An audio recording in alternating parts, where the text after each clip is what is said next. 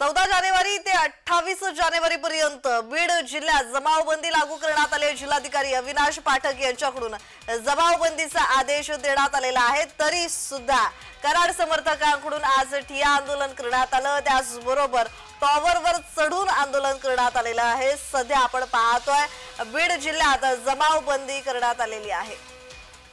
तर या संदर्भात अधिकची माहिती देतात आमचे प्रतिनिधी उद्धव मोरे। उद्धव, बीड मध्ये जमावबंदी लागू करण्यात आलेली आहे, तरी सुद्धा कराड समर्थकांकडून ठिय्या आंदोलन करण्यात आलं, टॉवरवर चढून आंदोलन करण्यात आलं। आता यावर पोलीस काय कारवाई करतील? नक्कीच कायदा सुव्यवस्था जे आहे ते बीड जिल्ह्यामध्ये ढासळलेली आहे। अनेक लोक एकत्र येऊन काहीतरी करण्याचा जो आहे तो प्रकार जिल्ह्यामध्ये सुरू झालेला आहे आणि याच पार्श्वभूमीवर बीड जिल्ह्यामध्ये 14 तारखेपासून उद्धव, तुमचा आवाज नीट येत नाहीये।